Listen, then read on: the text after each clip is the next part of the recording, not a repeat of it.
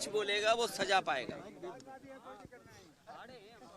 और ये घटना कोई एक दिन की नहीं है। भारतीय जनता पार्टी जानबूझ करके गलत भाषा इस्तेमाल कराती है, गलत भाषा लिखवाती है सोशल मीडिया पर, जिससे दूसरे लोग भी उन्हें जवाब दें। भारतीय जनता पार्टी को अपने लोगों को भाषा सही इस्तेमाल करें और उनका दूसरों के प्रति अगर गलत भाषा का इस्तेमाल होगा तो दूसरे ने भी गलत भाषा का इस्तेमाल हुआ है और किया है। पुलिस प्रशासन से लेकर के सब भारतीय जनता पार्टी के कार्यकर्ता बन के काम कर रहे हैं। उन्हें नियम कानून न्याय से दूर दूर का कोई रिश्ता नहीं है। मैं जब वहां पहुंचा हूं पुलिस मुख्यालय पर, कोई नहीं दिखाई दिया मुझे। पुलिस मुख्यालय खाली पड़ा हुआ था। अगर पुलिस मुख्यालय पर कोई सुनने वाला नहीं है तो उम्मीद करो उत्तर प्रदेश में किसकी सुनवाई हो रही होगी। पुलिस मुख्यालय पे कोई नहीं दिखाई दिया। जो जिम्मेदार अधिकारी थे एक भी नहीं था। वो लगता जो मुख्यमंत्री जी कहते थे कि 12 बजे सो के उठते हैं, वो अपने अधिकारियों के बारे में कहते थे। कोई जिम्मेदार अधिकारी हमें दिखाई नहीं दिया मुख्यालय पे, जिससे हम लोग अपनी शिकायत कर सकते थे या न्याय की बात करते।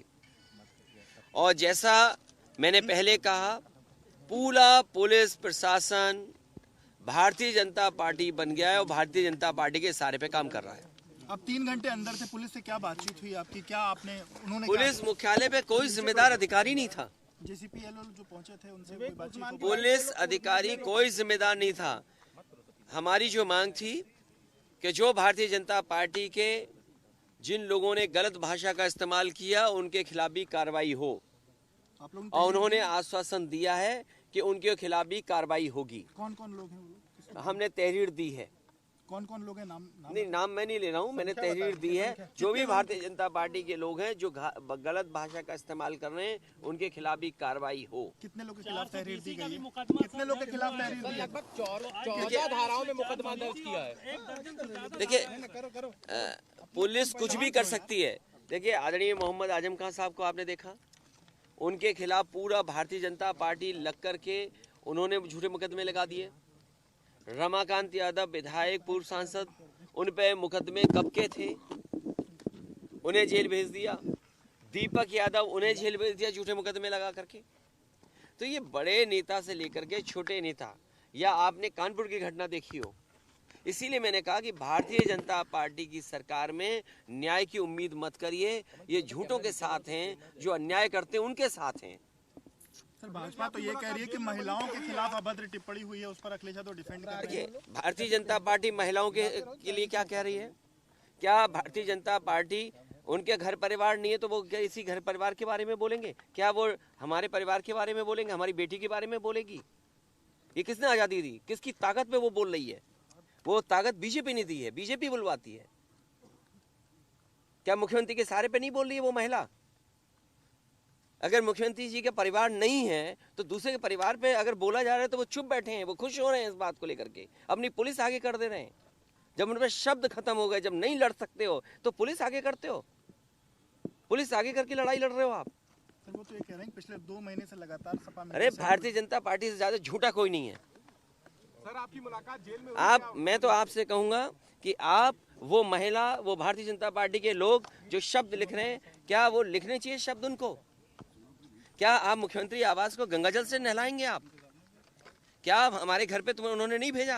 क्या शब्द इस्तेमाल करती थी भारतीय जनता पार्टी? क्या आप ये नहीं जानते, इन बातों को नहीं जानते क्या? मेरी कोई मुलाकात नहीं हुई, न मेरी कोई बात हुई। ये सब, चाहे वो जेल प्रशासन हो चाहे पुलिस प्रशासन हो, पूरा भारतीय जनता पार्टी के कार्यकर्ता बन गए।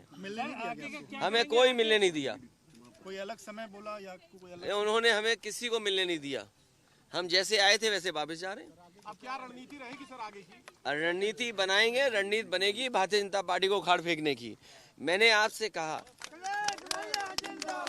और ये इसलिए जेल मिलने आए कि हम अपने कार्यकर्ताओं को जेल का दरवाजा दिखा दें, क्योंकि इसी दरवाजे से हम सबको जाना है। केशव मौर्य भी यही बात कहते हैं जो आप बात कह रहे हैं। केशव ये कौन है? देखिए आप, मैं फिर बोल रहा हूँ, फिर मैं नाम पूछूंगा आपका, फिर आप नाम नहीं बताओगे मुझे। अच्छा, उनकी क्या हैसियत है मुख्यमंत्री जी के सामने, मुझे आप बताइए ना। वो आप इसलिए कहते हैं कि पिछड़े पिछड़े लड़ जाएं। अरे मैं नहीं समझता हूँ आपकी भाषा क्या। सवाल ये है कि बीजेपी के जितने भी लोग हैं जो भाषा का इस्तेमाल करते हैं, क्योंकि सरकार उनका सहारा बनती है, और जब शब्दों में हार जाते हैं, लड़ाई जिस तरह की वो लड़ रहे थे, जब हार जाते हैं तो पुलिस आगे कर देते हैं। अरे कमजोर लोग हो तुम, पुलिस क्यों आगे करते हो? पुलिस को कम से कम अननेसेसरी दबाव मत बनाओ, पुलिस को भी अपना काम करने दो। अगर समाजवादी पार्टी के किसी हैंडल से इस तरह की भाषा का इस्तेमाल हुआ है और अगर आपने कार्रवाई की है तो पुलिस को खुली छूट दो। भारतीय जनता पार्टी के लोग जो इस्तेमाल कर रहे हैं भाषा, उनके खिलाफ भी कार्रवाई हो। तो आज क्या लगता है जो आश्वासन मिला है कि बाकी लोग को, अरे तुम ही पूछते रहोगे और कोई नहीं पूछेगा, तुम्हारा ही चैनल चलता अकेला के, औरों का नहीं चलता। भाई ऐसा मत करो, ऐसा मत करो भाई। नहीं, इनका चैनल तो वो है तो वो सब जानते। तुम्हारे चैनल के लोग क्या भाषा इस्तेमाल करते तुम भी जानते हो। सर वो तो आप भी जानते हैं। मैं बिल्कुल जानता हूँ, और इसीलिए पुलिस का सहारा लेता है वो भी।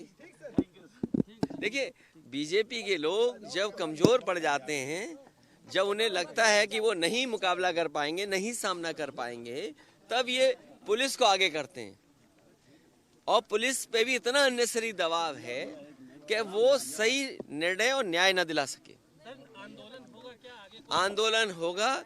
आज तो देखा नहीं आपने कितने घबराए हुए थे लोग। अभी कोई आंदोलन नहीं था, हम तो केवल मुख्यालय देखने गए कि जो मुख्यालय समाजवादी सरकार ने बनाया, जिसमें पुलिस को इतनी अच्छी व्यवस्था दी बैठने के लिए, जिससे जनता को न्याय मिले, कहाँ जनता को न्याय मिल रहा है?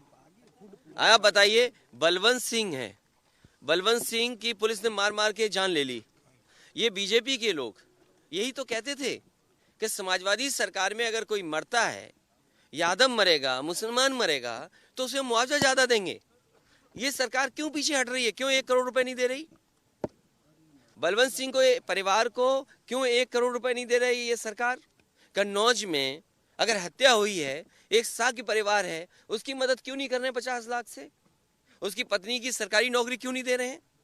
जब इनकी सरकार नहीं थी तो आरोप क्या लगाते थे कि समाजवादी लोग भेदभाव करते हैं मदद में, सहयोग में। आज तो सरकार इनकी है।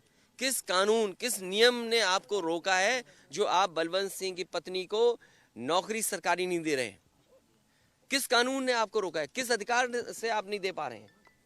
अगर आप औरों को नौकरी दे सकते हो सरकारी, तो उसके परिवार के सदस्य को क्यों नहीं नौकरी दे रहे हैं?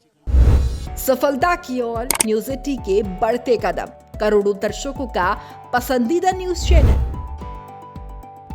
न्यूज 80 अब जियो टीवी पर भी।